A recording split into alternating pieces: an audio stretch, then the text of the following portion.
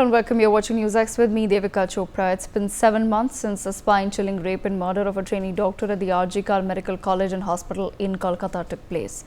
In a fresh development, the Supreme Court has now disposed of a petition filed by the victim's parents seeking a fresh investigation by the CBI.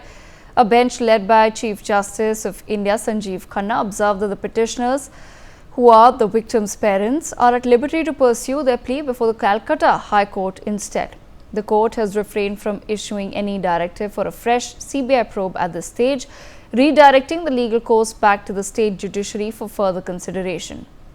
Meanwhile, the victim's father has spoken to NewsX, stating that the fight for justice will continue. Listen in. RG Kar मामले में आज क्या हुआ है? आरजीकर मामले में आज supreme court में हमने प्रेयर रखा था ये मामला को हाई कोर्ट रिटर्न करने के लिए। हाई कोर्ट में जो मामला था उसको सुप्रीम कोर्ट लिया था। हमने प्रेयर किया था कि मामला को हाई कोर्ट में फिर वापस कर दिया जाए और जज साहब ने 3 बार मामला को सुना है और सुन के इसको हाई कोर्ट। अब आप हाई कोर्ट जाएंगे, आपका अगला क्या स्टेप होगा? जो लड़ाई चल रहा है मेरे लड़की का जस्टिस के लिए, इसको थोड़ा जो दिक्कत हमको था हाई सुप्रीम कोर्ट में उसका थोड़ा कम होगा और हमको लगता है जस्टिस को हम लेंगे, सीन करेंगे। जो दिक्कत थोड़ा कम होगा। Alright, so there we've heard it, and joining me on the broadcast is Mr. K.V. Dhananjay, Senior Advocate, Brinda Dige, Mr. Sanjiv Sahai, former IPS officer, Tahira Hassan, women's rights activist, and Dr. Arindam Biswa, Senior Consultant at R.N. Tagore International Institute of Cardiac Sciences.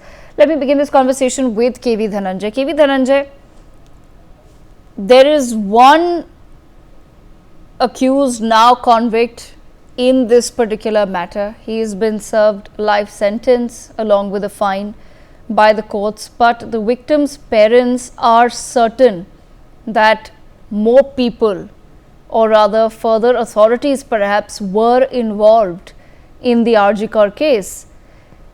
If they are not being extended the support that they require from the state government or the state machinery, why do you think the Supreme Court today has refrained from really giving a directive in this matter?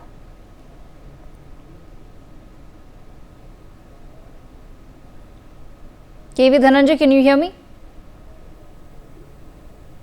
The microwave.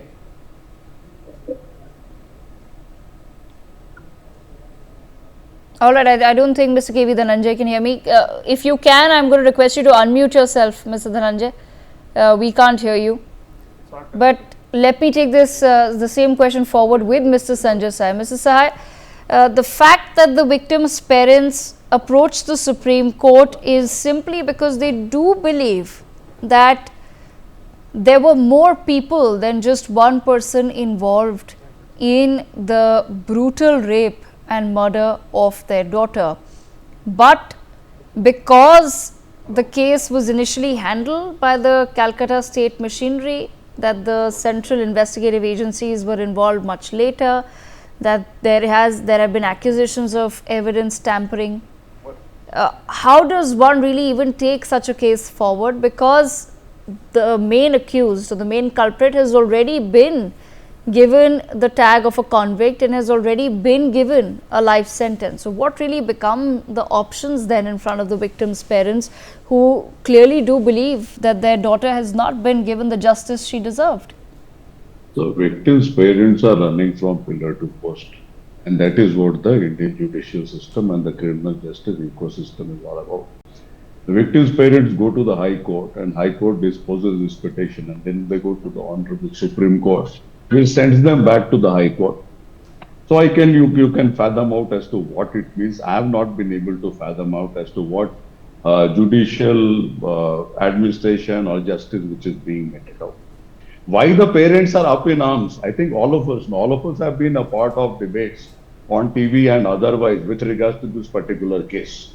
As the case happened, the evidence has been tampered. There is absolutely no doubt about it, and it has been repeated over and over again. And somebody wants us to believe that there has been a very fair investigation with the tampering happened. So that is not acceptable from a professional police investigator point of view. Now, where did the tampering happen?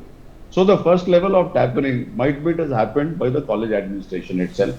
The second level is by the Calcutta police. Then the third level is when the construction was allowed. I think it was on 12th or something of that nature of August. Construction or renovation was allowed. And the next was on the night of 14th, 15th, which is on the eve of the Independence Day, when there's a whole lot of lumpens who came there, they descended upon the college and they tried to break whatever was the third floor. Unfortunately, there was some communication gap because of Bengali language, so Talla or something. So between 2 and 3, instead of hitting 3, they hit 2. So that is where this whole thing stands. So that's point number 1. Point number 2, there are 54 questions which the parents of the victim, they want to know. And it's been very clear that there has been a battle then also, and the government of West Bengal was not interested in any manner to allow the main persons who have been perpetrators. See, perpetrator does not mean only the person who actually commits the crime. There is evidence tampering. If it is only tampering, is a different issue. The intention has been destruction of evidence. This college has been under mismanagement not earlier than or not later than 2002. And it is well known to everybody. So this fellow is transferred out of this place and he is sent to another college which is of the same level and same recognition. So all around the place you find this, and when it goes to the Central Bureau of Investigation, in their judgment, and they might be right, they have restricted this whole investigation to this one person. There can be a criminal breach of trust. There can be a conspiracy. In Hyderabad, we have seen Allu Arjun. He comes to Sandhya Theatre. He is booked for homicide not amounting to murder.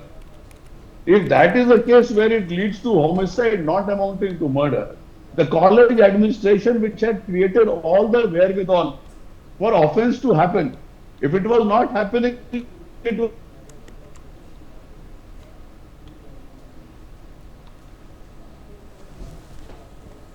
Okay, we seem to have lost that line with Mr. Sanjay Sahai. I'm going to request. Only because of God's grace. You have a police volunteer or civic volunteer, whatever you. Mrs. Sahai, if you can hear me, I think you're back with us. We lost you there for a few seconds. I can hear you. Yes, go ahead with your Where points. did I miss out? Just the last 10 seconds. No, anyway. So, see, the point is, if there is no criminal breach of trust. So, I was talking about the Allu Arjun case. So, this fellow goes and there is a stampede and there is somebody who gets killed in the stampede and you say this is homicide not amounting to murder and this gentleman, he is fixed for this and he went behind bars also. Then the college administration and also the state government, they are completely unaware of the total mismanagement happening, total lack of security, and offense of this nature can happen. It is a man-made offense.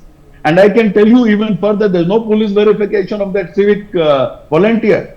The investigation very clearly brought out that he was a mental sort of a guy and he was completely a disoriented person and they used to come drunk even to casualty, to the emergency part of it, emergency part of the hospital. So there are any number of gaping holes. Whether we decide to restrict ourselves the way you put the blindfold on a horse, or you want to understand the magnitude of the whole problem, the West Bengal government has remained asympathetic to the whole thing. Even when the judgment came, they did this whole drama that we will go for capital punishment and all that.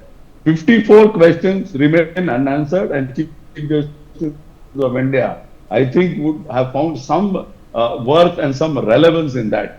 And it is handed over to the High Court. The only part which I'm failing to understand, the High Court disposes, Supreme Court sends it back to the High Court. I don't know where it will go, in which manner it will go, and with whatever commitments we talk about, both from the side of civil society, government, and variety of other organizations, inclusive of the judiciary. Finally, it remains a lone battle for the victim, and if the victim is not there, it's for the victim's parent. We have seen in Nirbhaya, we are seeing it now. I don't know how this will change. Okay, I want to bring in Brinda Adige into the conversation as well. Brinda Adige, in your perspective, why do you think then the judiciary is perhaps not willing to really intervene as far as the pleas of the parents are concerned?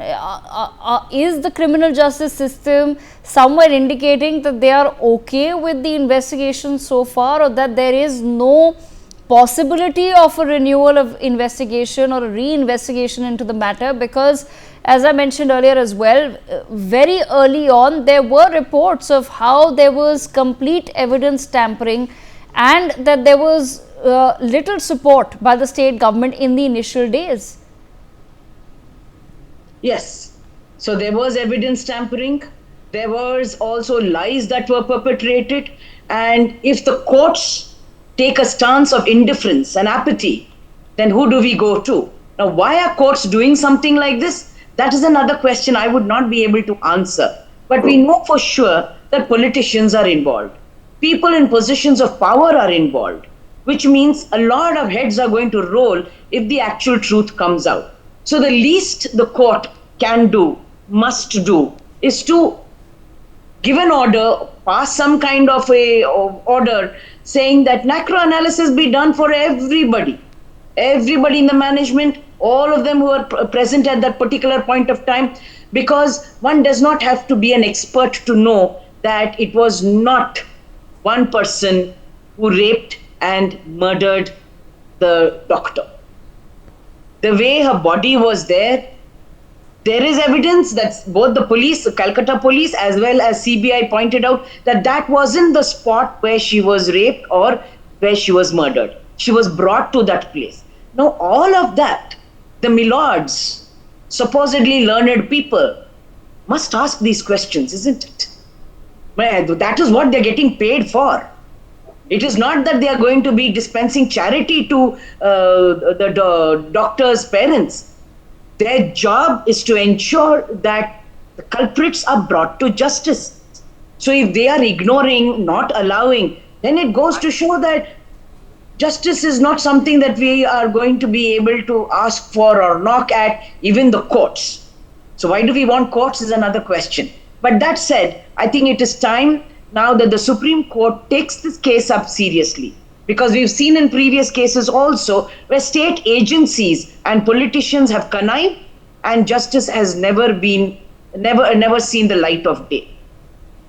And if there are politicians involved, if there are powerful people involved, I hope the court shows some gumption and says that they are all perpetrators and they will be duly punished. That's the only way confidence can be instilled in the public, in the citizens, where courts are concerned. Otherwise, not only this case, but many other cases would be a glaring example to tell us that courts are no longer worthy of our respect and certainly not worthy of our taxes. Okay, I want to bring in KV Dhananjay. Are you back with us? Yes, I'm sorry for the glitch. Okay, so KV Dhananjay, the fact that the victim's parents have approached the Supreme Court, but the petition has been disposed of, and the court has said that you are now free to pursue this plea once again before the Calcutta High Court. Does that mean that somewhere the doors of the Supreme Court have been shut in perpetuity for the parents' victims in this particular case in RG-Kar? Absolutely not.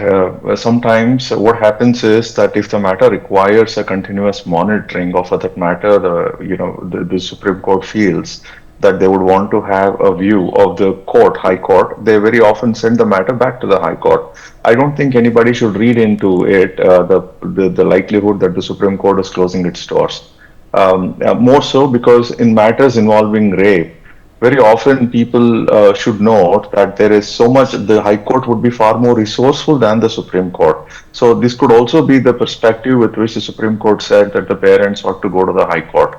And I think that's a ready option that we must always look at. And apart from that, if the court made observations in the course of hearing, which had the effect of leading a reasonable person to think that the Supreme Court is no longer keen to monitor it, and then they are just of the view that the matter has reached its logical conclusion now with the trial having taken place and then the trial also having led to a judgment. But if I'm not aware of any such observations made by the court in the course of the hearing, so perhaps if the court did make some observations, somebody can shed light on that. Absent it, I would think that the court essentially is pointing out that, look, the Calcutta High Court certainly would be far more resourceful very often, because there is a slightly more elaborate inquiry would be necessary, and more parties will have to, affidavits will have to be called from various other parties, and the High Court might be more suited to deal with a matter of this nature. I think that's a reasonable inference that one can draw. It would be somewhat harsh and a bit unreasonable on my part to say that the Supreme Court here is shutting the doors of itself to the parents of the victim here. Okay, all right. Let me bring in at this point in time Dr. Arindam Biswas into the conversation as well. Dr. Arindam Biswas, what really is it that you can share as far as the worry within the doctors community is concerned at this point in time, and also what is the narrative that the West Bengal government is currently focusing on as far as this case is concerned? Look, every doctor is concerned with his security, his or her security inside the hospital premises. There were cases of hooliganism, there were perpetrators identified, but no action, no concrete action was taken against them. That is the prime concern of the doctors who are working in different hospitals, be it private hospital, be it a government hospital. Now, this backcover incident that took place, which claimed the life of a doctor, and she was raped and she was murdered brutally. So obviously that attracted the attention of the entire doctor community, not only in Bengal, it attracted the attention of doctors community all over India. But there were incidents where doctors were murdered in different states. In Kerala it happened in Delhi. So we are concerned as a doctor, and we are also concerned that what CBI will do next, what will be the supplementary charge sheet that is yet to be submitted at the court. That we have to find it out, that we have to see, we have to wait for the CBI to take the final action. But as far as the parents are concerned, obviously the court must do something to lessen the distress of the parents who are physically as well as mentally distressed. They are facing a tough situation. There is no grain of doubt about that.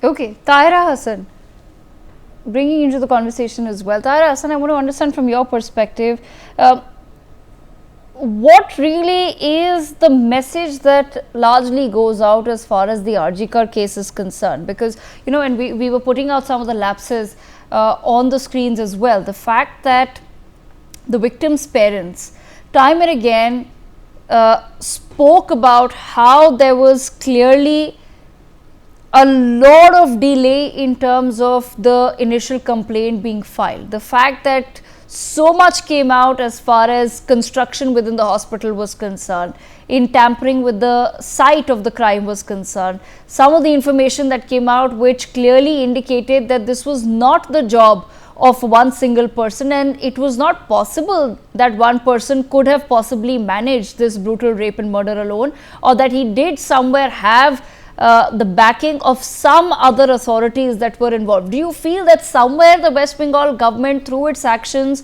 or other inaction, has essentially allowed the hospital authorities to really go away scot-free in this entire matter?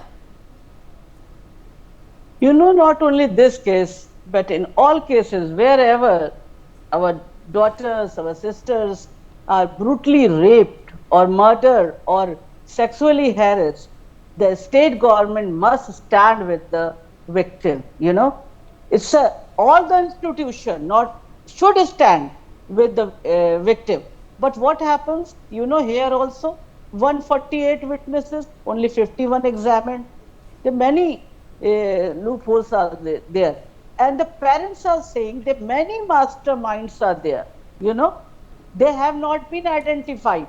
Only this person, Sanjay Roy, has been punished. They want highest punishment for all, actually for the mastermind.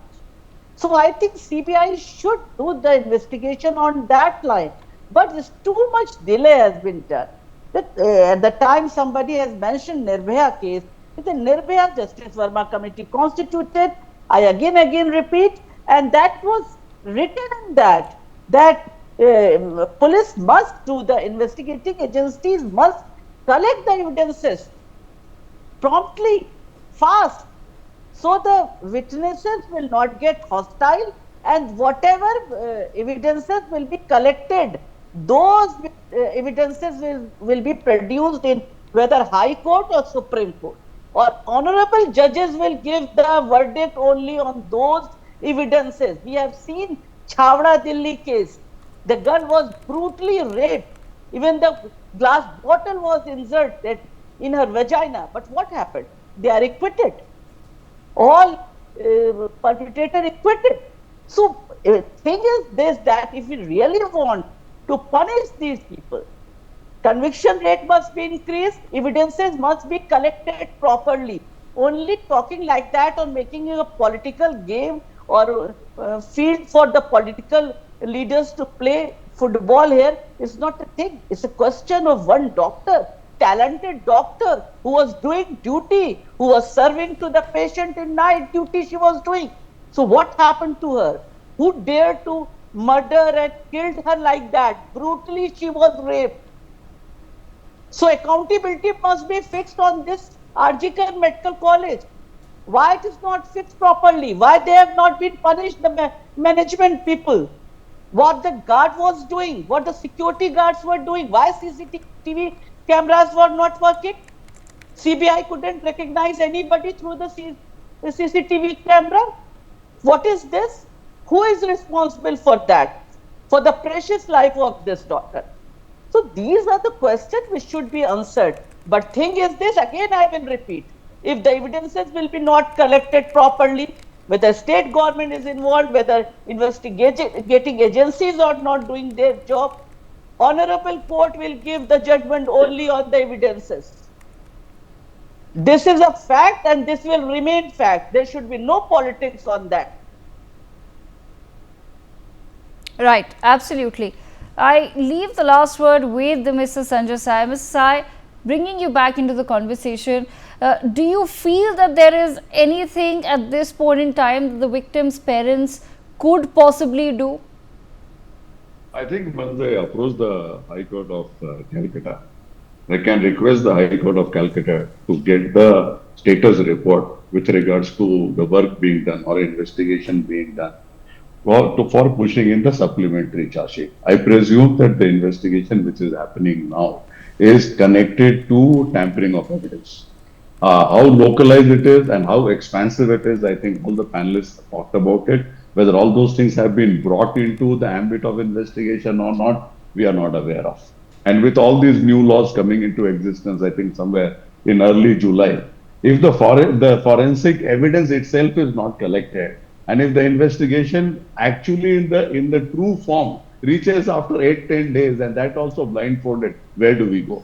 And the second one, more important part is that, okay, the investigation happens, and then it goes to different courts of law. If there are 60 days for the investigation and for the trial, whatever on a day-to-day basis, and the trial has also happened and verdict has also been announced, but nobody can, in a very confident manner, say that the case has reached its logical conclusion. So this nature of delay, and our learned friend was talking about why it has come to High Court. It is a speculation why it has come to High Court. At the High Court level, they will be getting into the same evidence which Supreme Court will also be getting into. Why it was not disposed there, I don't know. And then there was also a suo motu case which Chief Justice of India, Honorable Justice Chandrachud had taken. And that was regarding a national panel, and they were supposed to submit a report. And I think one component of the report was that BNS is sufficient enough and there is no need for change in laws. What happened beyond that, I have absolutely no idea. But the final word is that 28 medical colleges and hospitals in West Bengal, I'm not getting into other parts of India, still remain at the same level of insecurity and mismanagement as it was on the day this grave crime was committed. Okay, all right. On that note, I thank all of our guests for joining us on the broadcast.